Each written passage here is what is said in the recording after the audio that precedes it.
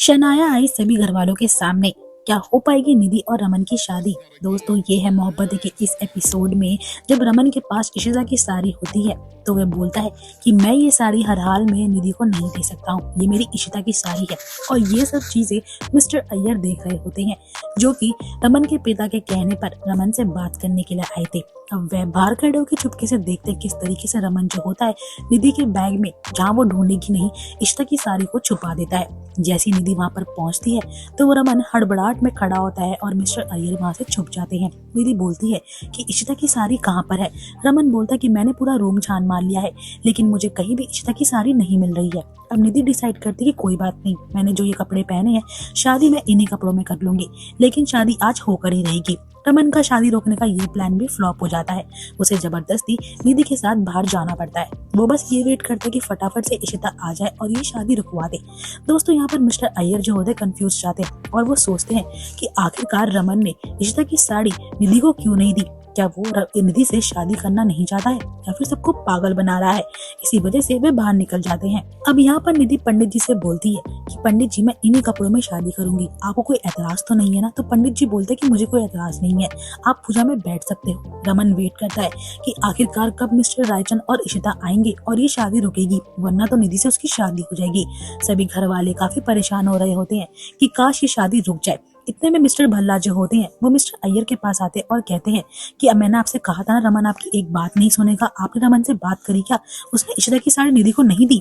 लेकिन यहाँ पर मिस्टर अय्यर बोलते हैं कि ऐसा बिल्कुल भी नहीं है, मुझे नहीं पता रमन क्या चाहता है, लेकिन इशू की साड़ी उसे मिली थी, उसने बस निधि को दी नहीं। मिस्टर भल्ला कहते हैं कि इसकी बकवास को यहीं पे रख दीजिए, मेरे को अपनी बेटी की बकवास नहीं सुननी है, हम जाके वंदना को ढूंढते हैं, उसको ढूंढना जरूरी है। लेकिन मिस्टर अय्यर बोलते हैं कि मिस्टर भल्ला ऐसी बात नहीं है, मैं तो बस देख रहा हूँ कि आखिरकार रमन चाहता क्या है। दोस्तों, यहाँ पर रमन बार बार गेट की ओर देखता है और प्रे करता है कि बस फटाफट से इशिता मिस्टर रायचंद के साथ आ जाए ताकि वे लोग वहाँ से निकल पाए और ये शादी को रोक सके। निधि जो होती है हर मंत्रों का ध्यान दे रही होती है। अब जैसे पंडित जी बोलते हैं कि फेरे लेने का समय हो गया है तो रमन यहाँ पर बहाना बनाता है कि उसके पैर पर मोच आ गई है और उसका पैर दर्द कर रहा है, वह खड़ा नहीं हो पाएगा। लेकिन फिर भी निधि रमन को खड़ा होने के लिए फोर्स करती है और बोलती, रमन चुपचाप से खड़े हो जाओ, हमें ही शादी करनी है। बेचारा रमन जो कि शादी रोकने की हर मुमकिन कोशिश कर रहा होता है, उसकी कोशिशें कामयाब नहीं होती है। अब तो बस शनाया और रायचंद आकर ही ये शादी रुकवा सकते थे। और दोस्तों, कुछ टाइम बाद होता भी ऐसा ही है। शनाया और मिस्टर रायचंद वहाँ पर पहुंच जाते हैं और यहाँ पर शनाया को देखकर सब सोचते हैं कि शायद इशिता वापस आ गई है और सभी लोग हैरान होते हैं। रमन भी यहाँ मंडप छोड़कर पहुंच जाता है शनाया के पास, उसका हाथ पकड़कर बोलता है कि इशिता, तुम यहाँ पर आखिर कैसे आ गई?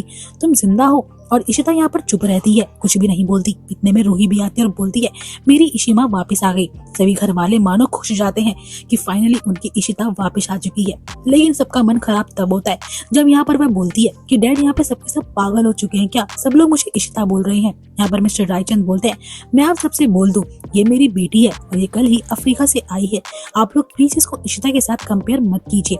निधि बोलती है, क्या बकवास है। और यहाँ पर रूही जो होती है इशिता के पास आकर बोलती है, मैं जानती हूँ आप मेरी इशिमा हो, लेकिन यहाँ पर वो उसे बड़े प्यार से समझाती है कि बेटा, मैं आपका दिल नहीं तोड़ना चाहती हूँ, लेकिन मेरा नाम शनाया है, मैं आपकी इशिमा नहीं हूँ। मैं इन सबके साथ रूड हो सकती हूँ, लेकिन आपके साथ नहीं। बेचारी रूही का तो दिल ही टूट जाता है। तभी मिस्टर अय्यर जो होते हैं वो इशिता के पास आते हैं और शनाया से बोलते हैं कि बेटा, मैं जानता हूँ तुम मेरी ईशो ही हो, बिल्कुल उसी तरह हो, उसकी तरह आवाज है।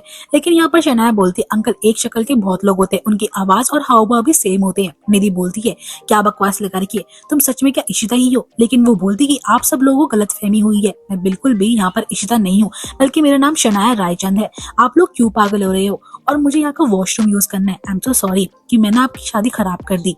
अब यहाँ वो रमन से कहती है, क्या मैं आपका वॉशरूम यूज कर सकती हूँ? तो रमन कहता है, ठीक है, आप जा सकते हो। उसके जाने के बाद यहाँ पर निधि बोलती है कि रमन, ये क्या ड्रामा लगा रखा है, आखिरकार ये है कौन? दोस्तों, यहाँ पर शनाया बोलती है, वैसे ही इस अशोक ने मेरा दिमाग खराब कर दिया है, इसने मुझे पुलिस स्टेशन लेके गया, वहाँ मेरा ब्लड सैंपल का टेस्ट करवाया। अगर मैं इशिता प्रूफ नहीं हुई तो मैं बिल्कुल भी तुमसे शादी नहीं करूंगी और तुम्हें बर्बाद और कर दूंगी। अब यहाँ पर वो सभी से माफी मांगती है और कहती है, I am so sorry, I think आपके यहाँ पे शादी हो रही थी, मैंने आपका पूरा फैमिली फंक्शन खराब कर दिया है। लेकिन मैं आपसे पहले क्लियर कर दूं कि मेरा नाम शनाया है, मैं कोई इशिता नहीं हूँ। और फिर वो रमन से बोलती है, क्या मैं आपके घर का वॉशरूम यूज कर सकती हूँ? तो यहाँ पर रमन नीलू को बोलता है, इसे वॉशरूम वॉशरूम दिखाने के लिए। अब यहाँ पर निधि जो होती है वो रमन से कहती है कि रमन तुम ये क्या बकवास लगा रही है, ये पक्का इशिता तो नहीं है, हमें शादी कर लेनी चाहिए क्योंकि पंडित भी कहता है बस एक फेरा रह गया है। रमन बोलता है कि बकवास बंद करो निधि, अब ये शादी नहीं हो सकती है। निधि बोलती है कि तुम ये क्या बकवास कर रही हो। रमन बोलता है कि तुम भी एक वकील हो, अगर ये सच में इशिता निकली तो हमारी शादी वैसे भी मानने नहीं जाएगी, इसलिए पहले जो डॉक्टर ने और पुलिस वालों ने टेस्ट करे हैं उसका रिजल्ट आने दो। दूसरी ओर जब यहाँ पे इशिता ये सारी बातें सुन के वॉशरूम में जाती तो काफी रो रही होती है, किस तरीके से उसने इतने दिनों बाद अपने घर वालों से मिली और रूही के साथ जिस तरह वो पेश आई उसे काफी बुरा फील होता है। और यहाँ पर वो सोचती है कि ये सब वो अपने परिवार के लिए ही कर रही है तो उसे ये सब चीजें सहन करनी पड़ेगी। अपने आंसू पहुंचती है और बाहर निकलने की तैयारी करती है।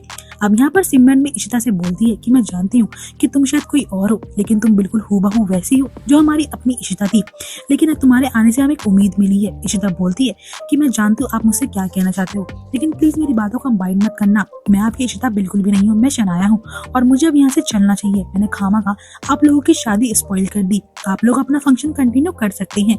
लेकिन यहाँ पर निधि उसे फिर भी ताना मारती है तो वो सुन नहीं पाती और वहाँ से अपने पापा के साथ निकल जाती है। दूसरी ओर सूरज जो होता है उसे दिखती है वंदिता जो कि शराब के नशे में बिल्कुल धुत होती है, बहुत देर से पी रही होती है। वो यहाँ पर दुकान वालों से पूछता है कि ये यहाँ पे कब से है। एक दुकान वाला बोलता है कि रात भर से यहाँ पर पी रही है, आप प्लीज इनको लेके चले जाइए, लेकिन वंदिता जाने को तैयार नहीं होती है। सूरज से बोलती है कि मैंने अपना सब खराब कर दिया, मेरा परिवार भी बर्बाद हो गया है, लेकिन सूरज उसे फोर्स कर अपनी गाड़ी में बिठाता है और घर की ओर ले जाता है। दोस्तों यहीं पर एपिसोड एंड हो जाएगा। नेक्स्ट एपिसोड में सूरज की गाड़ी से निकलती है वंदिता पीते हुए और नशे की हालत में वह इशिता यानी कि शनाया से टकरा जाएगी, जिसको देखकर वह भावुक हो जाएगी। होप आपको ये वीडियो पसंद आई होगी। दोस्तों वीडियो अच्छी लगी तो वीडियो को लाइक और चैनल को सब्सक्राइब जरूर करिएगा नेक्स्ट एपिसोड की अपडेट के लिए।